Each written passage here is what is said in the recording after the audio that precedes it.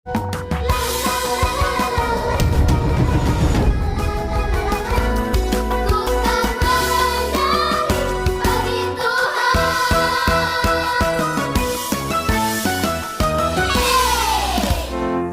pagi adik-adik, shalom semuanya. Kembali kita ketemu lagi dalam ibadah online Sekolah Minggu Abi Raja Wali adik-adik.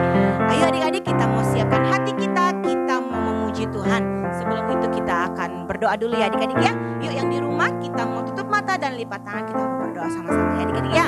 Tuhan Yesus yang baik, selamat pagi. Kami bersyukur Tuhan pagi hari ini Tuhan. Kalau kami masih diberikan kesehatan, tubuh yang bugar. Kami bersyukur Tuhan karena semuanya itu Tuhan datang daripada Engkau. Pagi hari ini Tuhan, oleh karena rasa syukur kami Tuhan, kami ingin memuji Tuhan. Kami ingin membesarkan nama Tuhan. Kami ingin menyenangkan hati Tuhan. Pakai kami Tuhan untuk juga duduk diam Tuhan ketika kami akan mendengarkan firman Tuhan nantinya Tuhan. Kami siap memulai ibadah kami hari ini Tuhan. Di dalam nama Tuhan Yesus Kristus. Haleluya. Amin. Adik-adik, kita mau angkat pujian yuk. Kita mau bangkit berdiri. Kita mau angkat pujian langkah selangkah. Di rumah kalau yang bisa bergaya nih, bisa pakai gerakan, kita pakai gerakan yuk. Karena masih pagi, kita olahraga sama-sama adik-adik ya. Langkah selangkah, hanya langkah selangkah. Di jalan Tuhan memimpin, langkah selangkah. Hati-hati melangkah, lakukan dengan doa. Ini jalan kemenangan, langkah selangkah. Sekali lagi adik-adik, langkah selangkah, hanya langkah selangkah. Di jalan Tuhan memimpin, langkah selangkah. Hati-hati melangkah, lakukan dengan doa. Ini jalan kemenangan, langkah selangkah. Ini jalan kemenangan, langkah selangkah. Yeay. Tepuk tangan buat kalian semua yang di rumah. Kita mau angkat pujian lagi nih yang lain ya adik-adik. Di siapa yang pernah pergi ke kebun binatang atau ke taman safari mungkin? Ya, di taman safari atau di kebun binatang kalian lihat binatang-binatang banyak ya adik-adik ya. Ada berbagai jenis, ada singa tuh yang paling ganas, yang paling puas. Terus ada rusa yang cantik, yang punya tanduk yang sangat cantik sekali. Nah, kita mau angkat pujian ini. Lagu ini mengajarkan kita bersyukur karena Tuhan menciptakan binatang-binatang itu untuk keindahan ya, untuk kita nikmati, untuk kita rasakan karena Tuhan itu baik buat kita semua. Ya adik-adik ya, yuk kita angkat pujian ini. Singa, rusa, gajah beruang ya. Singa, gajah, rusa beruang, Tuhan yang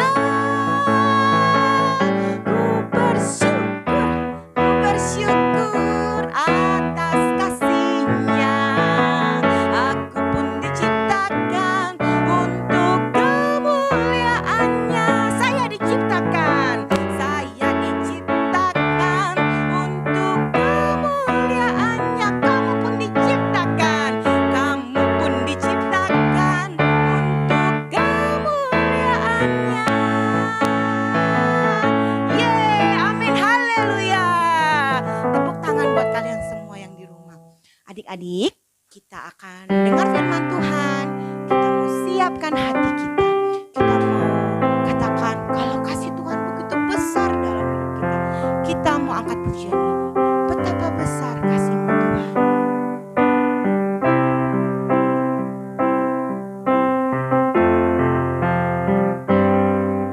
Betapa besar kasih-Mu. Betapa tinggi nama-Mu. Betapa mulia karya-Mu di dalam hidupku. Betapa besar kasih-Mu. Betapa besar kasih-Mu. Betapa tinggi nama-Mu. Betapa mulia karya-Mu di dalam hidupku. Tinggi ku tinggikan, sembah ku sembah Kau, dimuliakan nama-Mu, oh Tuhan. Sekali lagi kita katakan lagu ini adik-adik ya, katakan dengan sungguh-sungguh.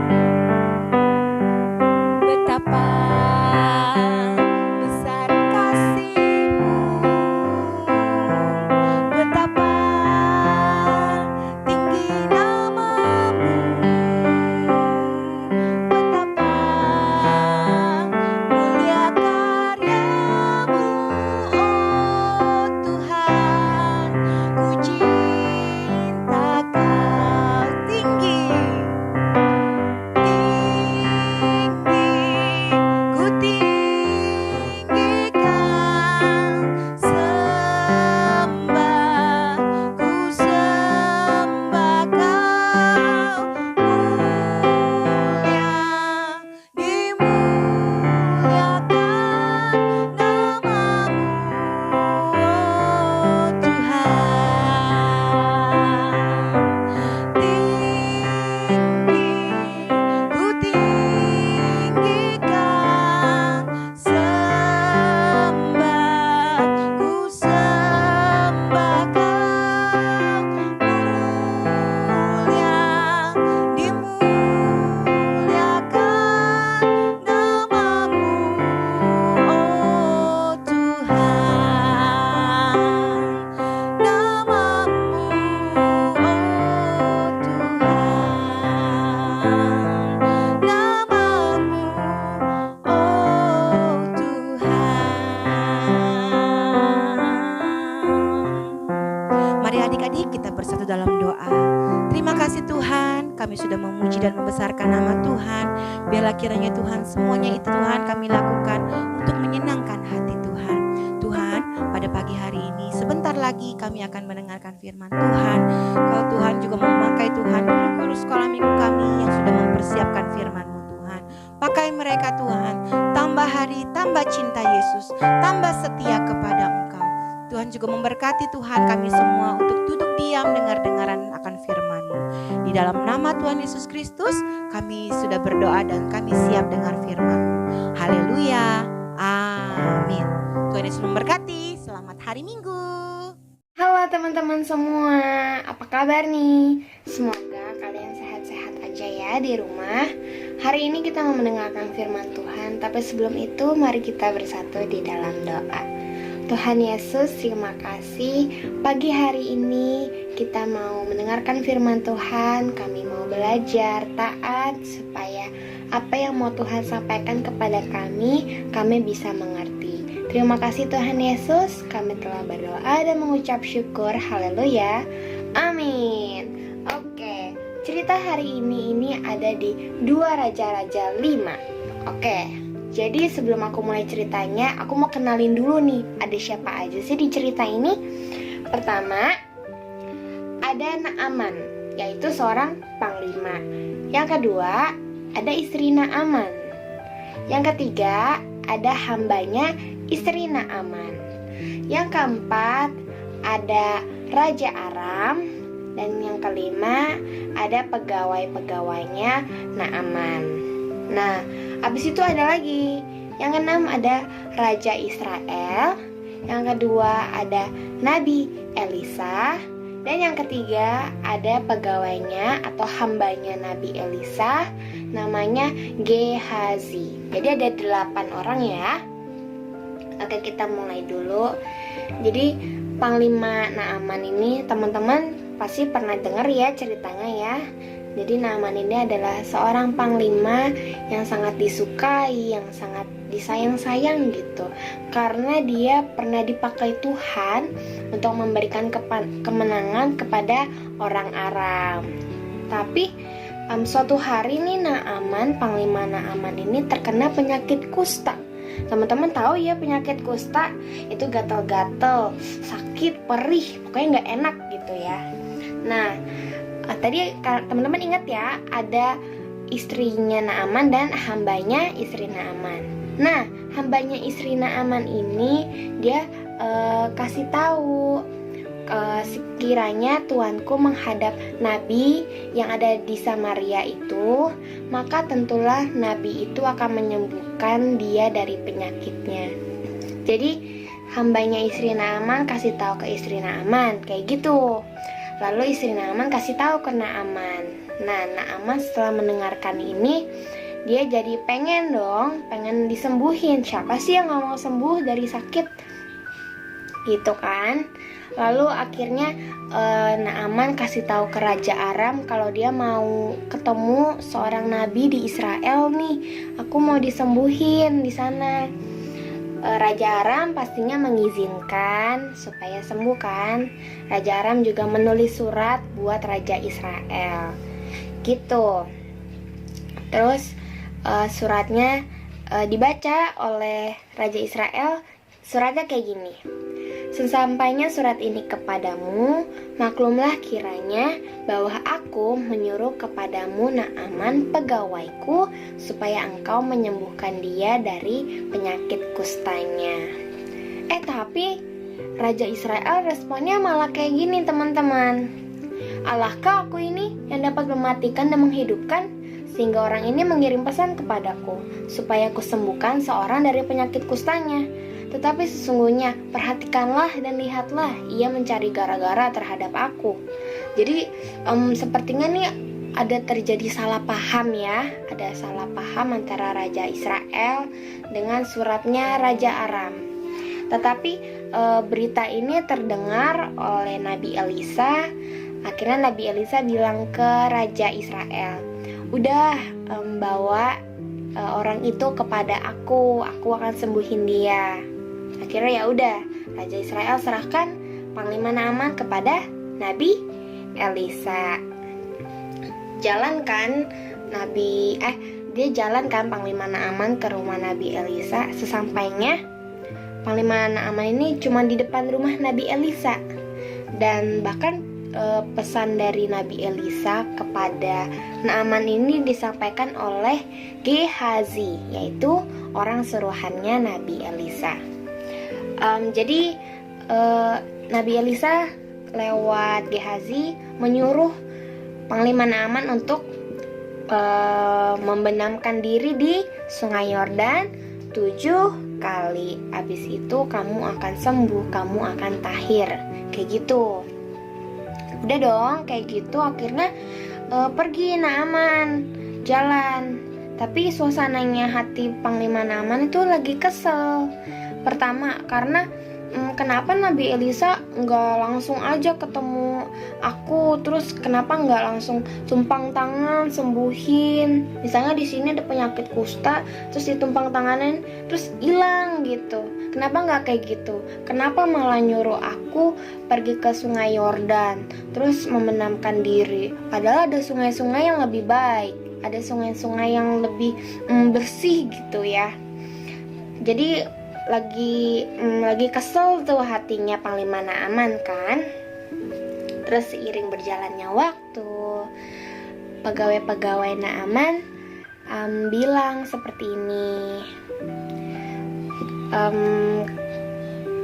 Pasti kalau Panglima Naaman dikasih perkara besar, pasti Panglima Naaman lakuin. Apalagi ini perkara kecil. Kamu tinggal membenamkan diri aja, lalu kamu akan sembuh. Terus akhirnya Panglima Naaman berpikir, iya juga ya, aku mau sembuh, tinggal berendam diri aja. Mungkin kalau kejadiannya di zaman sekarang mungkin ribet banget ya teman-teman, harus ke rumah sakit A, B, C. Terus kalau rumah sakitnya belum bisa sembuhin penyakit kusta, harus ke rumah sakit yang di luar negeri. Terus pokoknya susah banget gitu ya. Tapi ini tinggal berendam di Sungai Yordan 7 kali. Udah, akhirnya dilakuin. Dan apa yang terjadi? Panglima Naaman sembuh. Tapi ternyata belum selesai ceritanya teman-teman. Jadi Naaman balik ke Nabi Elisa. Karena Panglima Naaman ini senang, dia mau memberikan hadiah ke Nabi Elisa. Tetapi Nabi Elisa menolak ya. Panglima Naaman udah paksa, ayo terima gitu. Tapi Nabi Elisa tetap menolak. Terus akhirnya Panglima Naaman berpikir cara lain. Jadi akhirnya Panglima Naaman berjanji, kan tadinya dia menyembah berhala ya, yaitu allahnya orang Aram. Tapi dia kan Allah berhala kan gak hidup ya.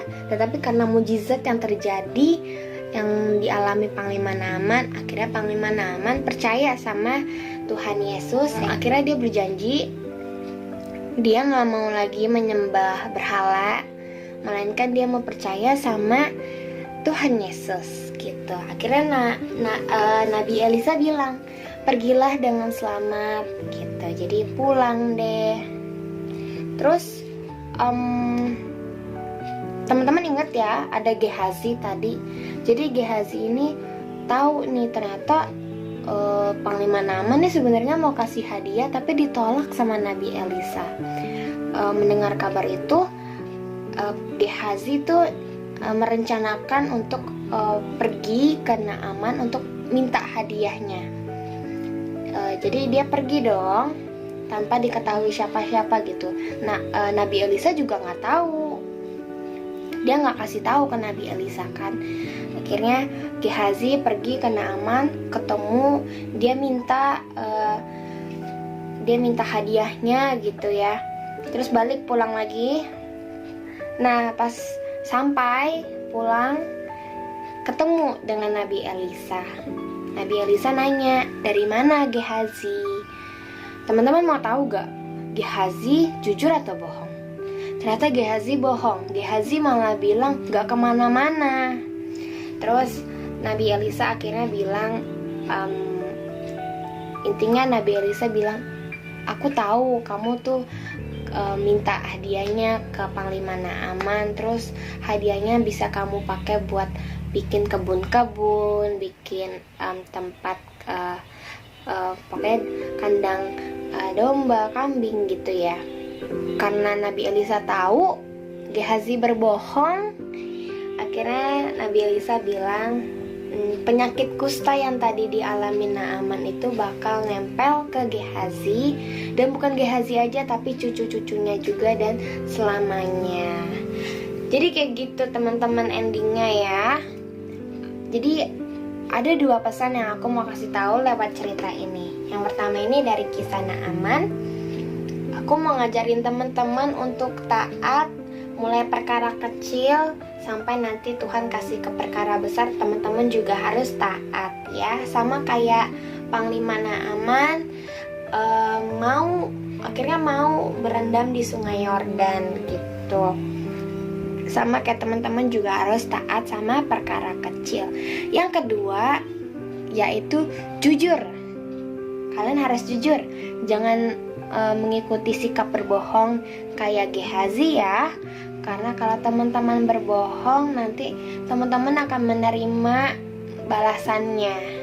Teman-teman, kalau misalnya teman-teman bohong sama mama papa, bohong sama gurunya, bohong sama cici kokonya, atau bahkan bohong sama dedenya. Mungkin mereka nggak tahu kalau kamu berbohong, tapi Tuhan Yesus tahu kamu berbohong loh. Tuhan Yesus tuh ada di dalam hati kamu. Dia tahu kapan kamu berbohong, kapan kamu jujur.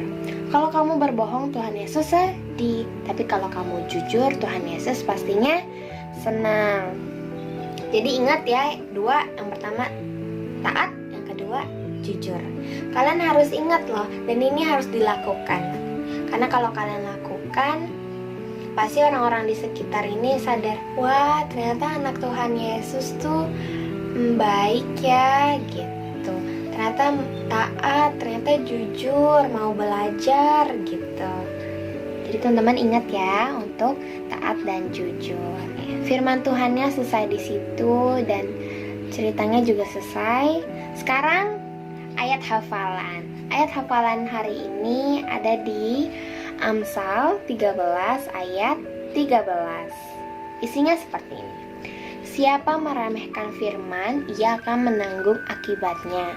Tetapi siapa taat kepada perintah akan menerima balasan. Itu ya, Amsal 13 ayat 13. Dari ayat hafalan aja kita dikasih tahu. Kalau kamu taat, kamu pasti dapat berkat gitu. Suatu saat Tuhan akan balaskan dengan berkat buat apa yang udah kamu lakukan, buat sifat kamu yang taat gitu. Tetapi kalau kamu juga meremehkan firman, gak mau dengerin gitu, firman bilang jangan berbohong, tapi kamu malah berbohong, kamu akan menanggung akibatnya gitu ya. Ingat untuk bikin video ayat hafalannya dan dikirim ke guru kalian. Oke, firman Tuhan sampai di sini, ayat hafalannya juga udah. Sekarang kita mau selesaikan ibadah hari ini.